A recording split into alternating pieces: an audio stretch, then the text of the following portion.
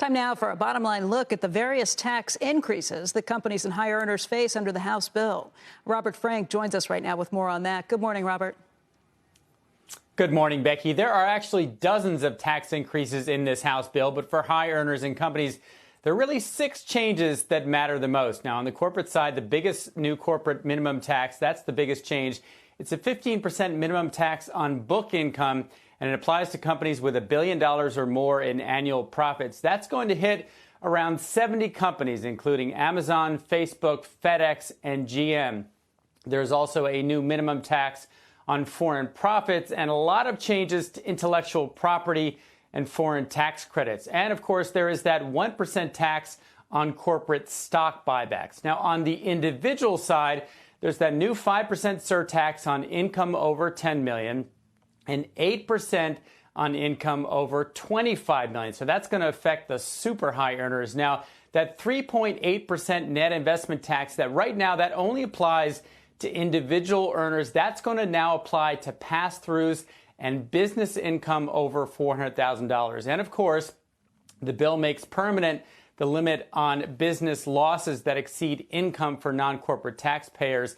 Now, the one plus here maybe is SALT. That would raise the current cap from $10,000 to $80,000. But Becky, as you mentioned earlier, we're going to have to see whether any of that SALT change survives the Senate. Not just the SALT change, Robert, any of these. I mean, how does it go from here? This is the House bill. Now it's got to get passed by the Senate. The Senate is going to change it. If the Senate changes it, it has to go back to the House again before it goes to the president's desk?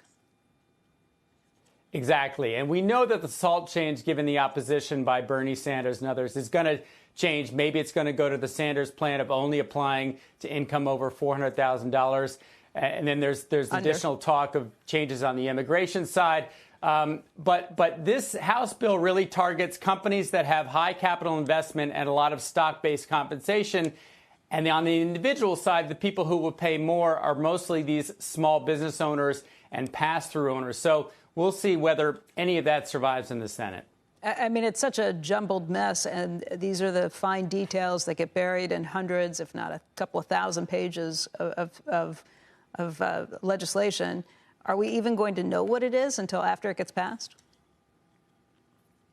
No, I mean, there are things in this House bill. I mean, again, we know the top line changes in this House bill, but there are things that accountants were calling me about over the weekend that people hadn't even thought of, the impacts we hadn't even thought of, the unintended consequences. And like you say, this has to go to the Senate. The Senate makes changes that then has to go back to the House for changes. So you're right. We won't know what the final tax bill will be and who's going to pay it until all this is done and gets its way back to the House.